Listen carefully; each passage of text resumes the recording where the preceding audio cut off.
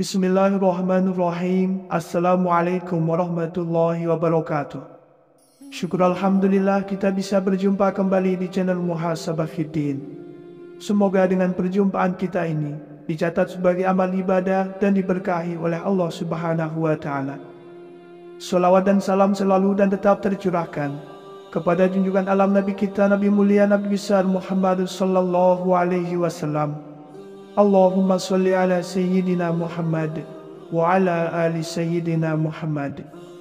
Harapan dan doa saya kepada sahabat semua, saudara semua dimanapun berada yang sedang menonton video ini, semoga Allah Subhanahu wa Ta'ala senantiasa memberikan kesehatan, keafiatan, dipanjangkan umur, dimurahkan rezeki, dimudahkan segala urusan, dan tetap dalam lindungan Allah Subhanahu wa Ta'ala. Amin, Allahumma amin. Sahabat beriman dan dimuliakan Allah, salah satu zikir yang memiliki banyak khasiat dan keutamaan adalah dengan kita membaca zikir La haula wa la quwata illa billah. Kalimat ini memang terkesan ringan untuk dibaca, namun ketahuilah wahai sahabat beriman, zikir ini bisa mendatangkan keutamaan yang sangat luar biasa. Jika Anda sudah sering dan terbiasa membaca kalimat ini, maka berbahagialah, sebab ada 10 keutamaan dan khasiat yang akan diperoleh. Yang pertama adalah diberi jalan keluar dari segala kesusahan. Dalam Al-Quran surat At-Tolak, Allah Subhanahu wa Ta'ala berfirman, dan barang siapa yang bertakwa kepada Allah, maka Allah akan menjadikannya jalan keluar. Salah satu khasiat dari zikir ini ialah dengan izin Allah Subhanahu wa Ta'ala bisa mendatangkan jalan keluar atas segala permasalahan dan memberikan pertolongan atas segala kesusahan atau kesulitan yang sedang kita hadapi. Yang kedua, dijauhkan dari laknat Allah Subhanahu wa Ta'ala. Rasulullah sallallahu alaihi wasallam bersabda dalam hadisnya, perbanyaklah hal baqiyat as-salihat, yaitu tasbih, tahlil, tahmid, takbir, dan la haula wa la quwata illa billah.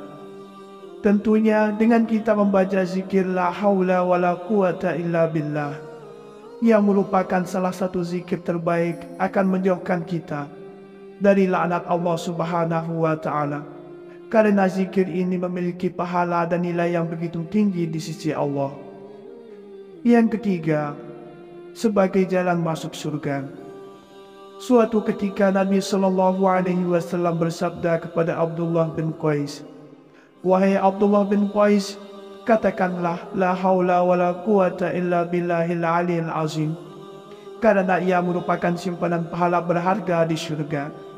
Atau kama qala alaihi salatu wassalam.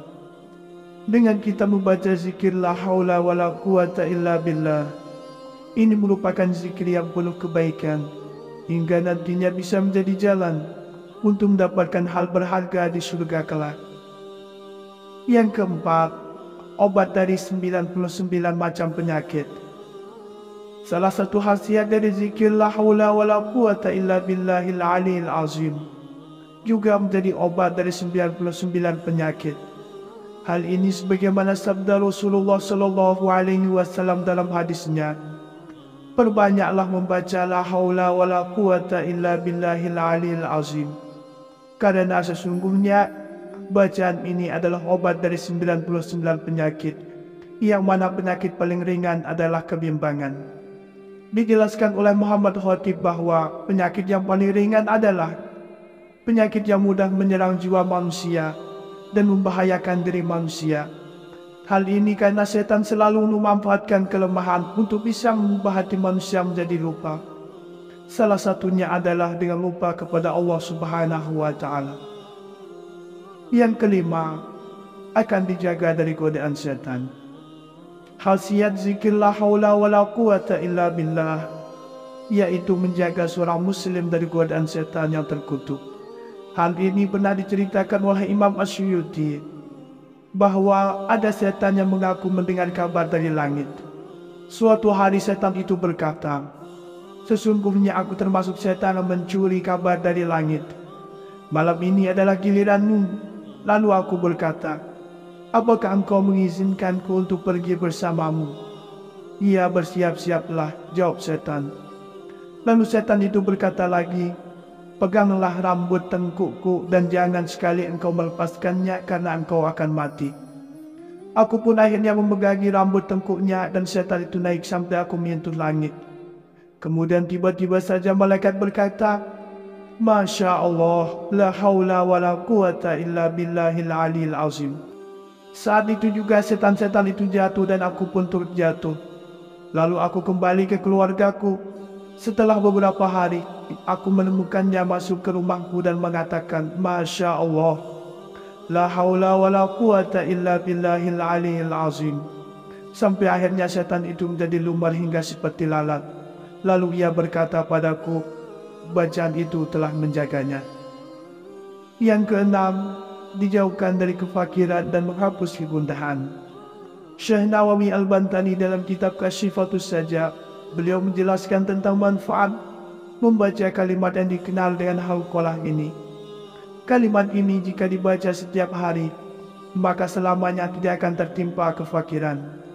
Salah satu keistimewaan kalimat Hauqalah ini adalah apa yang disebutkan di dalam Fawaidus Syarji, yaitu hadis riwayat Ibnu Abi Dunya dengan sanad tersambung hingga Rasulullah Shallallahu Alaihi Wasallam bahwa ia bersabda, siapa saja yang baca la haula wa la quwata illa billahil aliyil azim setiap hari sebanyak 100 kali, maka ia selamanya tidak akan ditimpa oleh kefakiran.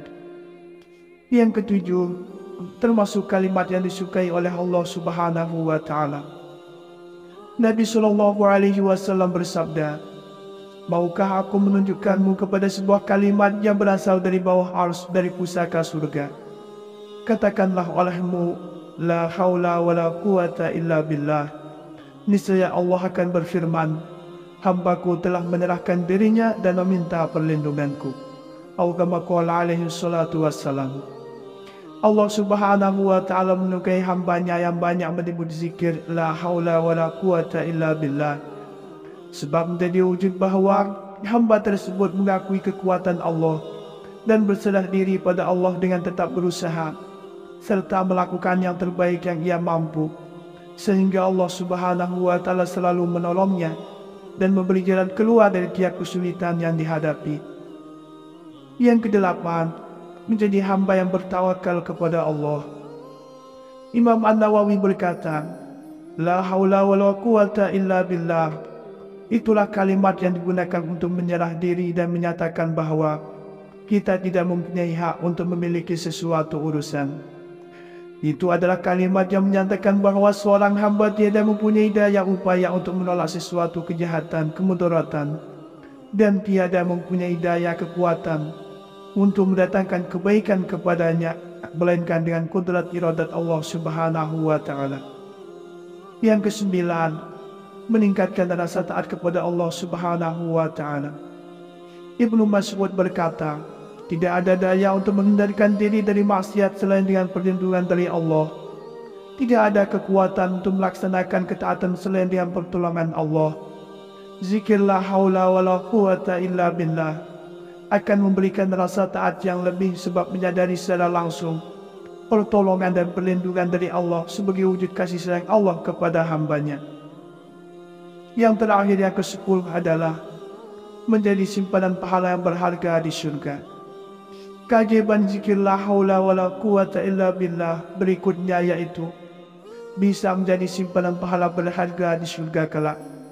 Hal ini seperti yang dijelaskan oleh hadis yang diriwayatkan oleh Imam Bukhari. Rasulullah Shallallahu Alaihi Wasallam bersabda, wahai Abdullah bin Qais, katakanlah la haula wa la quwata illa billahil aliyil azim, karena ia merupakan simpanan pahala berharga di syurga. Atau kama qala alaihi salatu wassalam. Salah satu zikir yang memiliki banyak khasiat dan keutamaan adalah dengan kita membaca zikir la haula wa la quwata illa billah. Kalimat ini memang terkesan ringan untuk dibaca. Namun ketahuilah wahai sahabat beriman, zikir ini bisa mendatangkan keutamaan yang sangat luar biasa. Jika Anda sudah sering dan terbiasa membaca kalimat ini, maka berbahagialah, sebab ada 10 keutamaan dan khasiat yang akan diperoleh. Yang pertama adalah diberi jalan keluar dari segala kesusahan.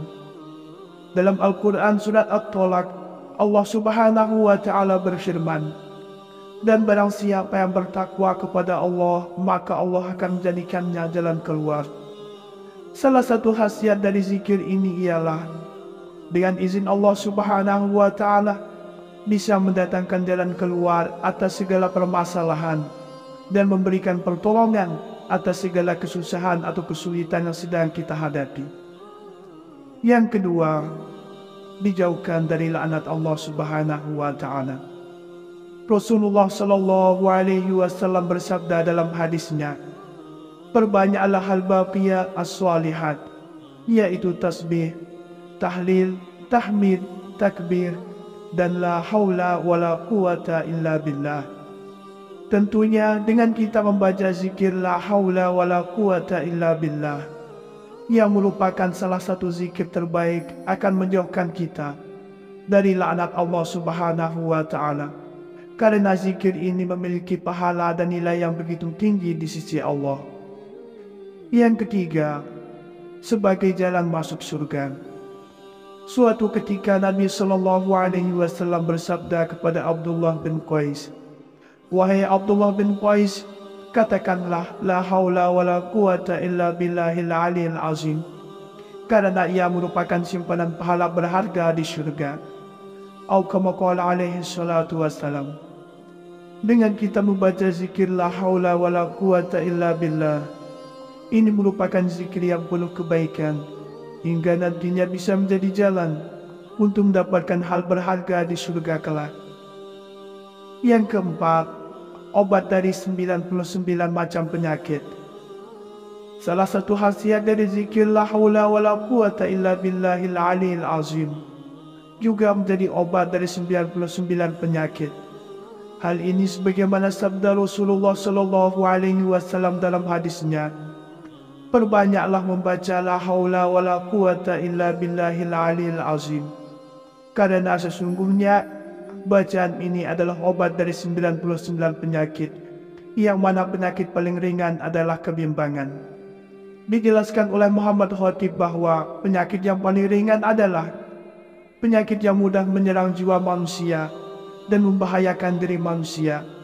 Hal ini karena setan selalu memanfaatkan kelemahan untuk bisa mengubah hati manusia menjadi lupa. Salah satunya adalah dengan lupa kepada Allah Subhanahu wa Ta'ala. Yang kelima, akan dijaga dari godaan setan.